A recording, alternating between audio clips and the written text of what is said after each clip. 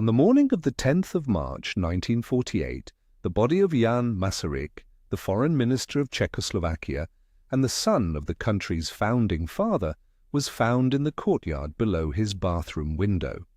The official verdict was suicide. Almost no one believed it.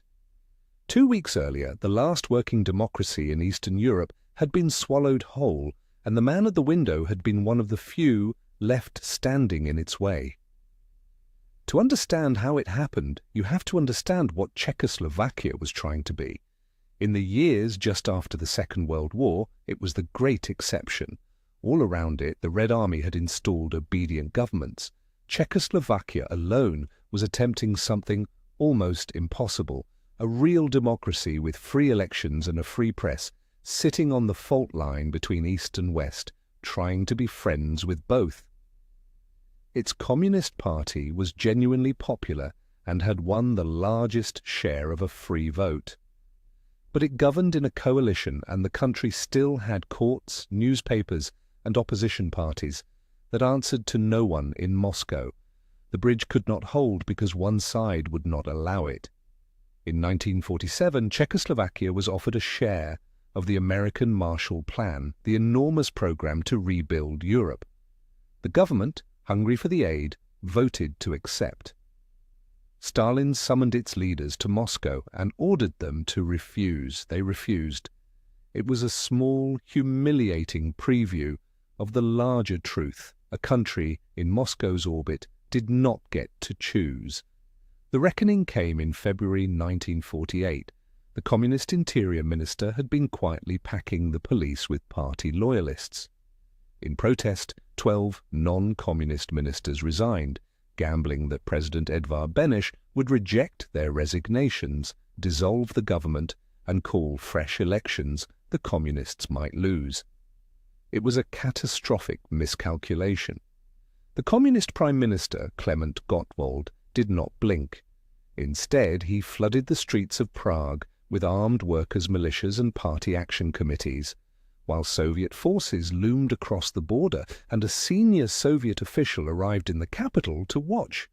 Beneš, an aging and ailing man who had already lived through one German occupation and dreaded a civil war, looked at the militias in the streets and the army that might follow them, and he capitulated. On the 25th of February, he accepted a government entirely under communist control. The communists called it Victorious February. The democracy was over without a single tank crossing the frontier. Then Masaryk fell from his window, and the last ambiguity died with him. Time rhymes, new story every day. If you want tomorrow's, subscribe. The coup landed on the West like a bucket of cold water. Here was no backward borderland, but the most advanced democracy in the region, the one everyone had hoped might prove that a country could be both independent and friendly with the Soviet Union, and it had been extinguished in 3 weeks by pressure, fear, and a refusal of choice. Within months, the Western Allies accelerated the Marshall Plan, and within a year they founded NATO. Czechoslovakia itself would remain a Soviet satellite for 41 years until the Velvet Revolution of 1989.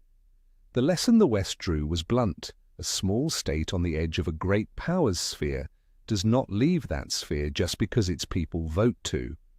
Now move the map south and the clock forward to the 7th of June 2026, to a small mountainous republic on the southern edge of the old Soviet Empire. Armenia, for a generation, was Russia's closest ally in the Caucasus, host to a Russian military base and a member of Moscow's security alliance. Then Russia stood aside in 2023 as Armenia lost the long war over Nagorno-Karabakh, and the bargain that had bound the two countries broke. Armenia's Prime Minister, Nikol Pashinyan, began steering his country away from Moscow and toward the European Union, the mirror image of Czechoslovakia's predicament, a small state trying not to be pulled in, but to climb out. Moscow answered the way great powers answer. Ahead of the June election, Western intelligence officials and international observers described a broad Russian covert campaign, disinformation, money, and support for pro-Russian candidates, an effort to deny Pashinyan his majority and pull Armenia back into the fold. This time, the pressure did not work as it had in Prague. Pashinyan's party won nearly half the vote and a comfortable majority of seats, and he claimed a mandate to keep tilting west.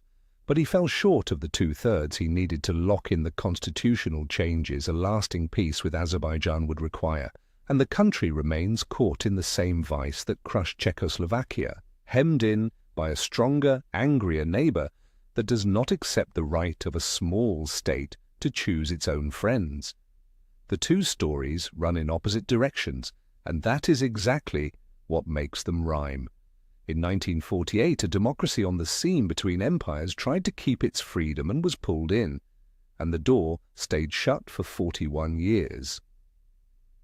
In 2026, a democracy on the seam between empires is trying to climb out, against the same kind of pressure, the same disinformation, the same looming neighbor, the same insistence that a country in the orbit does not get to choose. Czechoslovakia learned that an election is not a guarantee that you can vote for independence and still lose it to forces that never appear on a ballot. Armenia has just voted the other way. Whether it gets to keep that vote where Czechoslovakia could not is the question the next few years will answer. The men who flooded the streets of Prague never needed to fire a shot. The pressure on the small country at the edge of the empire rarely arrives as an invasion. It arrives, as it did in February 1948, as a choice quietly taken away.